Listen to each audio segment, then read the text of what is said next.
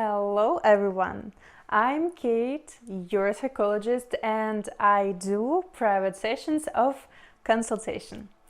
I know how to help you and I'm ready to listen to you. Go to my Facebook at the link below and sign up for consultation. Today I'm talking with you about flirting. Flirting has a bad name. Too often it seems a supreme form of duplicity, a sly attempt to excite another person and derive gratification from their interest without any corresponding wish to go to bed with them. It looks like a manipulative promise of sexual affection that at the last moment leaves its targets confused and humiliated. In our sadness, back home alone after the nightclub or the party, we may rail against the flirt for only flirting, when it appeared there would be so much more. But this kind of pattern represents only one undefined and regrettable possibility around flirting.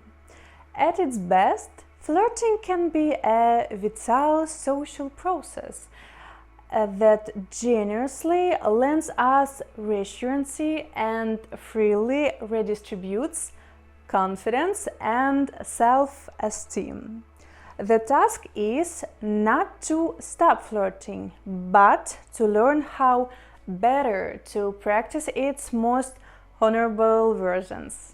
Good flirting is, in a sense, an attempt driven by kindness and imaginative excitement to inspire another person to believe more firmly in their own likability, psychological as much as physical.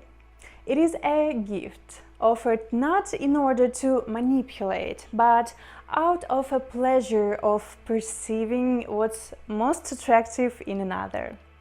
Along the way, the good flirt must carefully convince us of three apparently contradictory things: that they would love to sleep with us, that they won't sleep with us, and that the reason why has nothing to do with any deficiency on our part. Good flirting exploits with no evil intent an important truth about sex. That is, what often most enjoyable about sex is not the physical process itself so much as the idea of acceptance that underpins the act. The notion that another person likes us enough to accept us in our most rough and vulnerable state and is, in our name, willing to lose control and surrender aspects of everyday dignity. It is this concept, far more than the deft touching of skin, that is what contributes the dominant share of our pleasure. As we undress someone for the first time or heed their request to call them the very rudest word we know. The good flirt knows this and in the therefore spared the guilty sense that they might not be in the position to offer their lover anything valuable. The good flirt is an expert, too, in how correctly to frame the fact that there won't be sex. The good flirt loosens us from such punitive narratives, freed from the rigid and blunt opposition that flirting has to be the prelude to actual sex. The good flirt can artfully imply how different things might have been if the world had been more ideally arranged. And the recipient of the flirt can, with equal grace, ascend to the story without a need to twist it through self-hatred. We all stand in need of reminders of what is tolerable and exciting about us.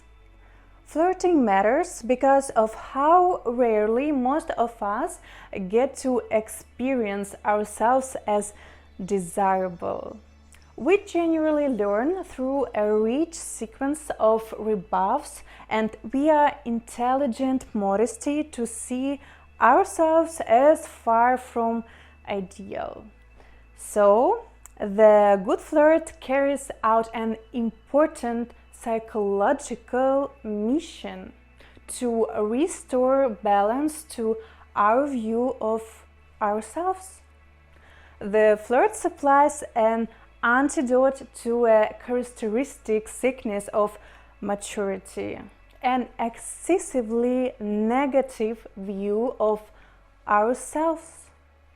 A good flirt is doing crucial, important social work. We should not only be grateful to good flirts, we should try to become good flirts ourselves.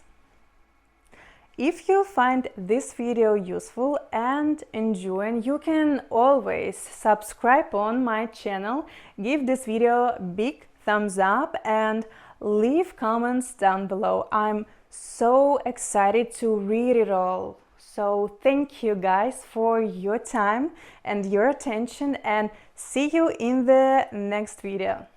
Bye bye.